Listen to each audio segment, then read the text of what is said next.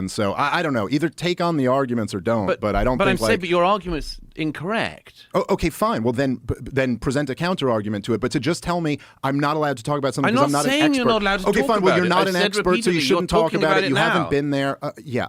And yes, you were right why that it was. Why do you? I don't agree. The blockade was brutal by any means. You don't think the blockade of Gaza was brutal? This is the reason we're You're doing not it. answering my question. You're Yes, continuing to cite I'm getting very there. right-wing Israeli politicians. But what do you think I'm getting there. No, there was not starvation in Gaza after 2005. No, there was no deficit of goods coming in. I've been plenty of times. There was no deficit? No, there are no plenty goods were kept out. There are plenty. How many? Have you been to the crossing points? No. When were you last there at all? I've never been. You've never been? Well, am I not allowed to talk about it now? I've never been to. Have you ever been to Nazi Germany? Are you allowed to have feelings about them? You can't time travel, but you can. Right. But you can travel. Okay, but so what? So what's the point? Like, no, okay. I find that lots of people have been there and agree with me, and lots of people have been there and agree with you. Yeah, but so if I don't you're know going to what spend a year and a half talking about a place, you should at least do the courtesy of visiting it. All right. I just think this is a non-argument. You don't but think? Okay. No, I think it's a non-argument. But if you're an expert, well, you have to go and touch the ground. No, I think you have to see. I think it's a good idea to see stuff, particularly if you spend a career talking about something. Yes, I have a journalistic rule of trying never to talk about a country even in passing unless I've at least been there. Okay, it's sort of normal. It's a normal thing to do. You're talking about. Hang on, you're talking about crossing points.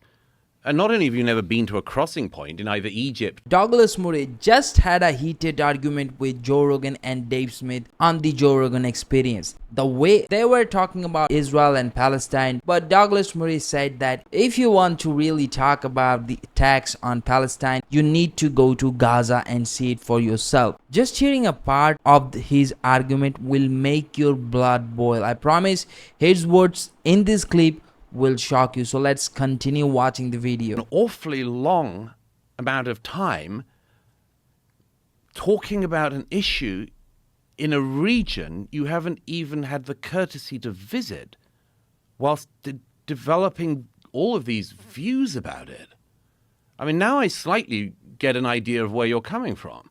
You've read about this blockade, and so you imagine that that's what it is. I imagine you've read all the people who say that Gaza was a concentration camp. And you probably think that too. Am I right? I mean, again, literally a concentration camp. It shares a lot of similarities, I would think. Wow. Well, as I say, you can't time travel Let's back go to the back to Nazi the era. Let's but go you back to could the blockade. Go to the Middle okay. East and actually visit it. Okay, It's the not World hard to World do. Bank said in 1996 for the one Now year the of the blockade. libertarians are quoting the World Bank. I love it. It doesn't mean anything. This is a non-argument. Yes, I'm saying the World Bank did their own analysis of this, and they said that it was a 40% do your of own analysis. Hold on. You got to Jesus, stop interrupting Okay. and let him finish the I will. sentence. The Fire World away. Bank said that 40% drop in the GDP of 1 year due to the blockade. And there's been a blockade from 2007 on. So are you saying that this hasn't had an economic effect? Is that the argument? No, of course it'll have an economic effect. So you're saying you have to be on the ground and do an audit of the blockade in order to be able to comment on it? I think you should at least know what it is, what the territory is, what the situation is in the region. Yes, absolutely. And the only way to do that is to be there in person. I think that's the best way. It's not the only way, but it's the best way, for sure. For sure. If you have never seen the countries in question, you've never spoken to the people in question, you've never interviewed anyone, you've never gone around, you've never seen the terrain, and so on, and you've used Wikipedia, I'm sorry, no, that's not the same thing. Okay, well, I've not just used Wikipedia, but didn't you write a big piece when the war in Ukraine first came out titled something like, I've been to Ukraine and they can win, they can repel the Russians?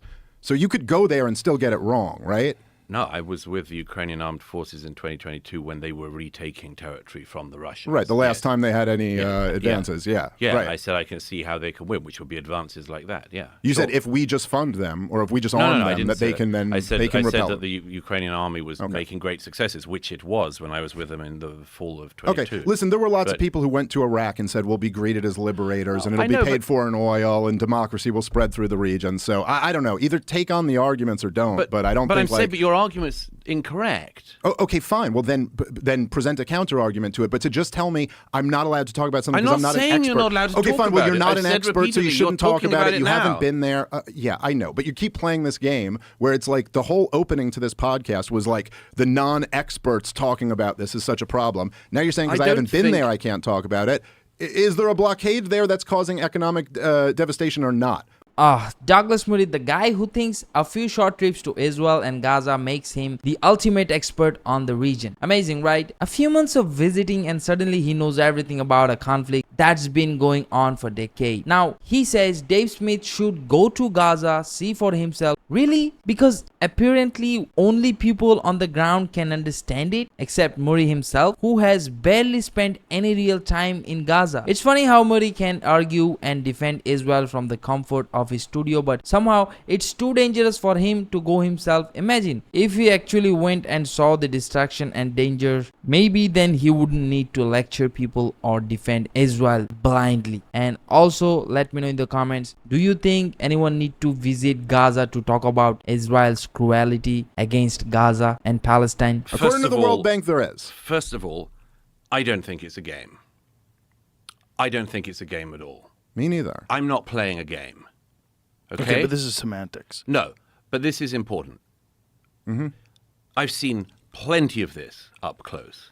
I've seen plenty of this with my own eyes, because I do believe that one of the things you should do if you're talking about something is to see it. Yeah, you've established that. Okay, Is but there a that's- blockade? The blockade that existed, to the extent it existed, was a blockade to try to make sure that the Israelis and the Egyptians knew what materials were going in and out of Gaza after the first rocket fires, when Hamas, in fact, before Hamas was elected.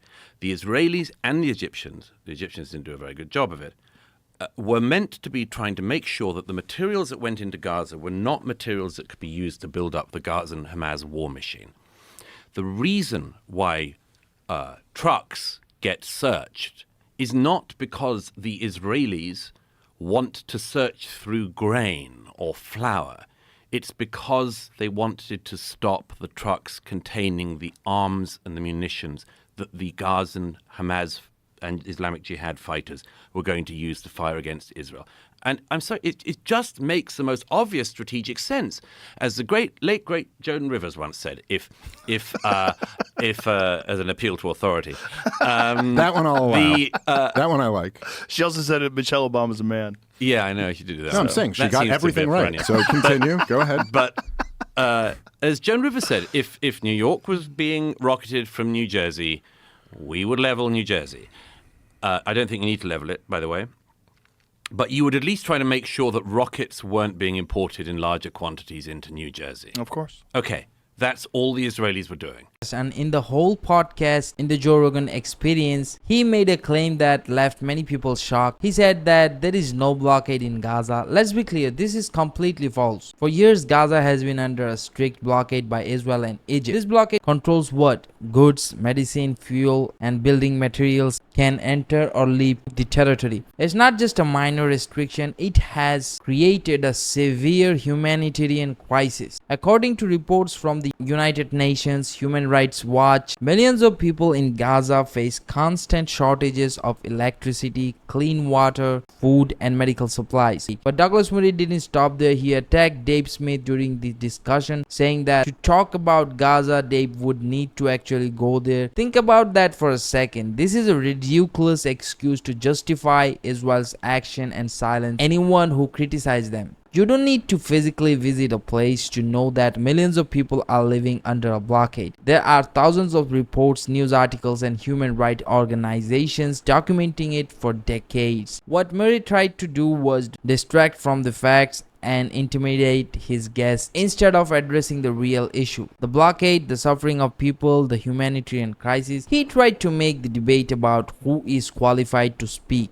That is not a debate, that's a tactic to confuse the audience and defend a political stance. Let's be very clear, the blockade is real, it has been widely reported, it has caused immense suffering. Douglas Murray's attempt to deny it is misleading and harmful, and his strategy to attacking anyone who challenges him shows that he is more interested in defending a narrative than exposing the truth. So here's the question for you guys. the viewers. If Gaza is not under a blockade, then why do the United Nations, Human Rights Watch, and countless journalists say it is? Who is Douglas Murray really defending here? If you guys can guess, let me know in the comments. And think about it, discuss it, and let's get this conversation going in the comments. Let's see if Murray's claims can actually stand up to real evidence, or if he is just spinning stories to defend one side.